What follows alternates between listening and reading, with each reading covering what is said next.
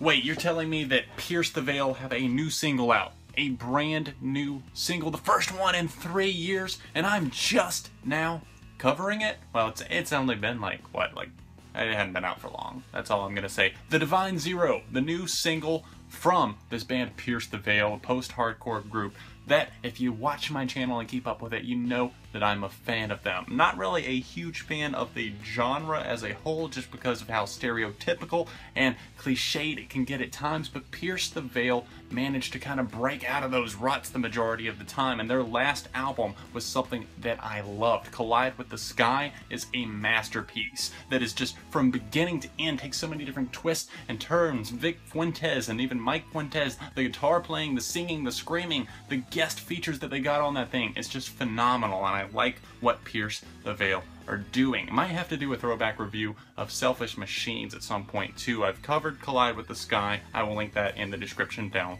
below if you're curious. With this new single, The Divine Zero, I like that they're going not necessarily for the same concept that they were going for with that last album, Collide with the Sky. This time around, it seems to still kind of be a little bit depressing, and not necessarily in a bad way, but it's something that I see them kind of tackling some new lyrical themes here. It seems like they're not only speaking of someone else, but maybe it's a bit introspective as well in some ways, seeming a bit chaotic in terms of the mind. But what does it sound like? I know that's what a lot of people are probably curious about. You're curious what I'm thinking of this song. I really dig it. I think it comes off with a nice hard vibe that is familiar but not rehashed. That's the important thing here. The guitar tone on this track sounds really nice. I think it sounds kind of slick. It's got some nice fast-paced skittered drums that pop up all throughout this thing, and I really dig the guitar that kind of pops up in the breakdown of this track. It sounds smooth, a little bit of programming is done there and that sort of thing to make things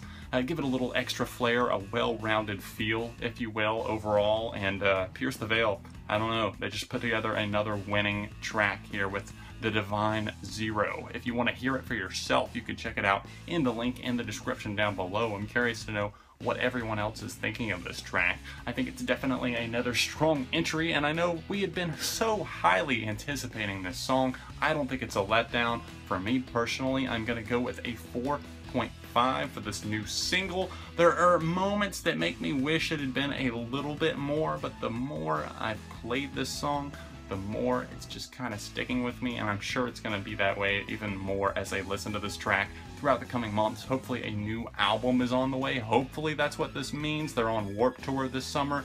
So if you want, like I said, if you want to check out the song for yourself, just do yourself a favor. Go ahead, click that link down below. Check out my review of Collide with the Sky. While you're at it, hit that like button to let me know that you enjoyed the track review, and I will see you very soon right here on Beyond ARTV, because there's always a lot of great content. If you missed it this week, I've uploaded a Beck Dreams track review, a Jurassic World movie review, and a Royal Blood concert recap and review, so that's all on the channel. Don't miss out. See you very soon right here on Beyond ARTV.